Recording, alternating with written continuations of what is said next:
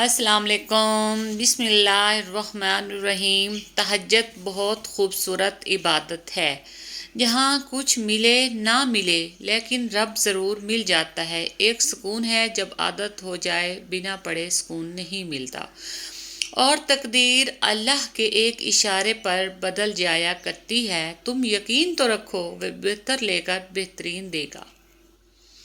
وہ تمہیں آزما رہا ہے ہر اس چیز سے جو تمہارے دل کا سکون ہے۔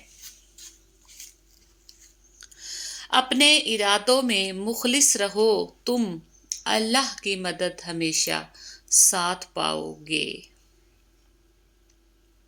اس سے پہلے کہ مٹی کا بدن خاک بنے، باوضو ہو کے مصلے پر جوانی رکھ دو۔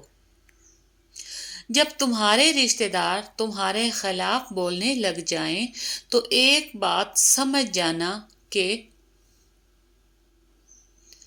کبھی کبھی ایسا بھی ہوتا ہے کہ جو دعائیں ہم یہ سوچ کر مانگنا چھوڑ دیتے ہیں کہ یہ تو ممکن ہی نہیں، یہ ہمیں کیسے مل سکتا ہے، اللہ وہی دعائیں قبول کر کے ہمیں احساس دلاتا ہے کہ دیکھ میرے بندے، میرے لیے کچھ بھی ناممکن نہیں۔ اے ہمیشہ سے زندہ اور ہمیشہ قائم رہنے والی ذات، تیری رحمت کے صدقے میں مدد چاہتا ہوں۔ الحمدللہ کہا کرو، بے شک قرآن بھی الحمدللہ سے شروع ہوتا ہے۔ اِنَّ مَعَ الْعُسْرِ یُسْرًا، بے شک مشکل کے ساتھ آسانی ہے۔ حضرت علی، زیادہ سوچنا انسان کو ختم کر دیتا ہے، بس دعا کرو اور رب پہ چھوڑ دو،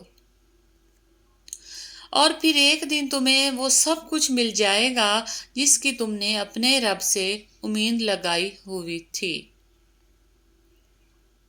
وہ راستے پہلے ہی بنا دیتا ہے، لیکن عطا صرف بہترین وقت پر کرتا ہے۔ لوگ کیا کہیں گے، ساری زندگی اسی فکر میں گزر جاتی ہے۔ آخر میں لوگ صرف اتنا ہی کہتے ہیں، اِنَّ لِلَّهِ وَإِنَّا إِلَيْهِ راجعون۔ لوگ برا کہتے ہیں، کہنے دو، وہ تم نے سنا نہیں، وَتُعِزُّ مَن تَشَاءُ وَتُذِلُّ مَن تَشَاءُ۔ اگر تمہاری دعائیں رد نہیں ہوتی تو تمہیں تہجد تک لایا ہی نہ جاتا۔ اللہ جو کرتا ہے اچھے کے لیے کرتا ہے، تم نہیں جانتے مگر وہ خوب جانتا ہے۔ نصیب کا لکھا مل کر رہتا ہے، کب، کہاں، کیسے، یہ سب میرا رب جانتا ہے۔ تم بس اللہ پر یقین رکھو، کیسے ملے گا یہ سوچنا تمہارا کام نہیں۔ حضرت علی، یہ دنیا بھی کتنی عجیب ہے، ایماندار کو بے وقوف، بے ایمان کو عقل مند اور بے حیا کو خوبصورت کہتی ہے۔ وہ کن فرماتا ہے اور چیزیں ہو جاتی ہیں، گمان سے آگے، بیان سے باہر۔ لا تحزن ان اللہ معنا، غم نہ کرو، اللہ ہمارے ساتھ ہے۔ سورۃ التوبہ۔ سورہ مریم ہمیں سکھاتی ہے کہ معجزے ہو سکتے ہیں، اللہ اپنے بندوں کو تنہا نہیں چھوڑتا، مشکلات کا حل ہی اللہ نکال سکتا ہے، بے شک سب اللہ کے حکم سے ہی ہے۔ صبر کا پھل اللہ دیکھ رہا ہے کہ آپ کتنی اذیت میں ہیں اور کتنی مشکل سے صبر کو قائم رکھا ہوا ہے۔